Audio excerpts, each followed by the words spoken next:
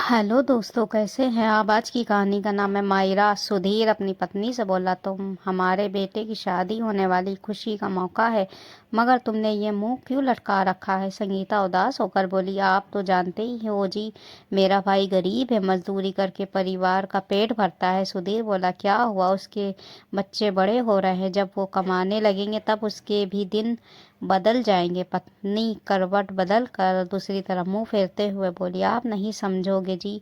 वो बोला, 28 साल से तुम्हारे साथ रह रहा हूँ, अब भी नहीं समझूंगा क्या। वो बोली, कुछ बातें ऐसी ही होती हैं, उन्हें एक औरत ही समझ सकती है, मर्द नहीं। वो बोला, खुशी का मौका है, बेटे की शादी में 10 दिन बचे हैं, तुम उजूल फजूल की बातें करके मेरा दिमाग मत खराब करो, जो बात है वो साफ साफ कहो। वो बोली, दोनों जेठानियों के भाई जे पैसे वाले हैं। बड़ी जेठानी ने जब अपने बेटे की शादी की थी, तब उनके भाई ने भात की रस्म में 51,000 रुपये नकद दिए थे, एक सोने की अंगूठी और चेन भी थी। फिर छोटी जेठानी ने अपने बेटे की शादी की थी, तब उसके भाई ने 1 लाख रुपए नगद और सोने की अंगूठी और चेन भी दी थी। सुधीर बोला, तुम कहना क्या चाहती हो। वो उदास होकर बोली, मेरा भाई तो 11,000 रुपये भी नगद भी ना दे पाएगा, अंगूठी और चेन तो किसी भी हाल में ना दे पाएगा। वो बोला, हर चीज़ में दुनिया की बराबरी नहीं की जाती, तुम जानती हो मैं दहेज में एक चम्मच भी नहीं ले रहा हूँ। 1 रुपये नारियल में बेटे की शादी ब्याह कर लाऊंगा। तुम भाई से क्यों आशा रखती हो, तुम्हारे पास ईश्वर का दिया सब कुछ है। जिस तरह हमें दहेज प्रथा को त्याग रहे हैं, भात चुचुक में भाइयों का खर्चा लगाने वाली प्रथा को भी त्याग देना चाहिए। संगीता बोली, ना जी, भात की रस्म बुरी प्रथा नहीं है, वो एक बहन का स्वाभिमान है। जब भाई चुनर ओढ़ा कर मायरा भरता है और अड़ोस पड़ोस में भरे गए भात से ज़्यादा रकम खर्च कर जाता है, तब उस बहन को तो जैसे पंख लग जाते हैं।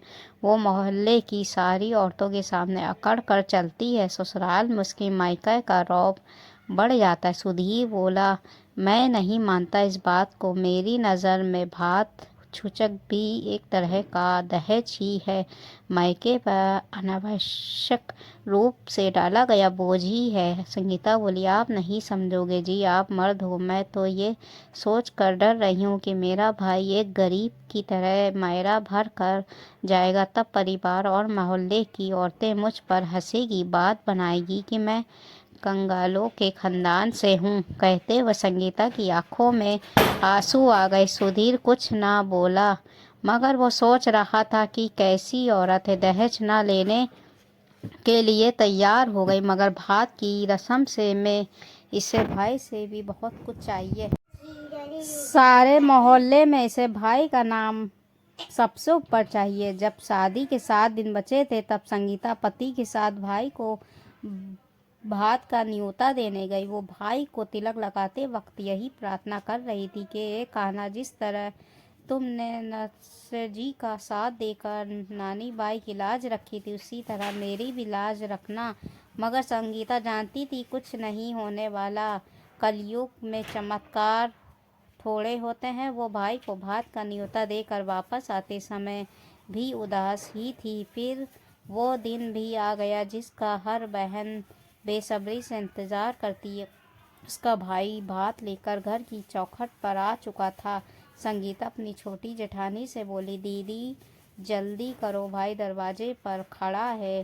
जेठानी मुंह फटी तुरंत बोली, फक्कड़ भाई है, कोई कुबेर थोड़ी है, 2 घड़ी इंतज़ार कर लेगा तो कुछ बिगड़ नहीं जाएगा उसका। छोटी जेठानी के इतना कहते ही बड़ी जेठानी भी हंसने लगी। जेठानी के ताने से संगीता की हिम्मत ही टूट गई। वो बेमन से घर के मुख्य द्वार पर पहुंची, भाई को तिलक किया, फिर भाई ने उसे चुनर ओढ़ाई। चुनरी को देखकर सब औरतें बात करने लगी कि चुनर तो बहुत महंगी है। फिर भाई थाली में शगुन डाल कर घर के अंदर आ गया। भाई के साथ आए अन्य लोगों ने भी संगीता को चुनरी ओढ़ाकर रस्म निभाई।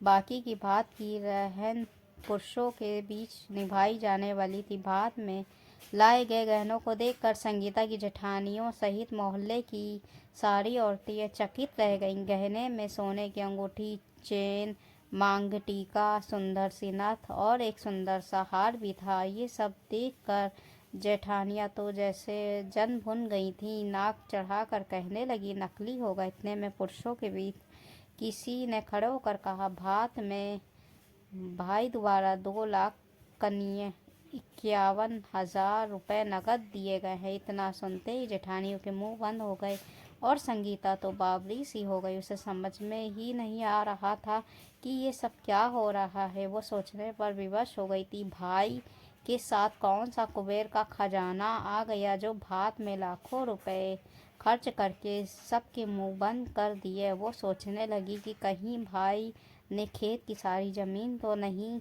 बेच दी। संगीता ने भाभी का हाथ पकड़ा और उसे कमरे में ले गई। फिर बोली, ये सब क्या है भाभी?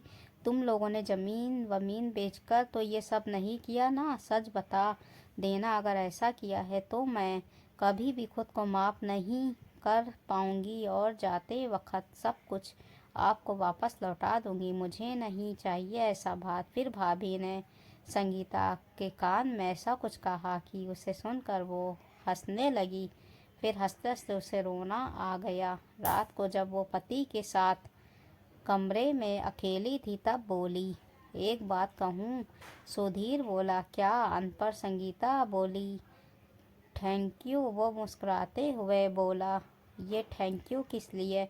वो आंखों में उभर आए आंसुओं को रोकने का प्रयास करते हुए बोली, मेरे मैके का मान और इज्जत बचाने के लिए इतना अच्छा भात भरवा कर पूरे मोहल्ले में मेरे भाई की वाह वाह करवाने के लिए। वो बोला, देखो मैं भात चुक और दहेज के खिलाफ हूँ, मगर तुम्हें उदास भी नहीं देख सकता था। मेरी सारी खुशियाँ तुमसे शुरू होती हैं और तुम पर ही ख़त्म हो जाती हैं।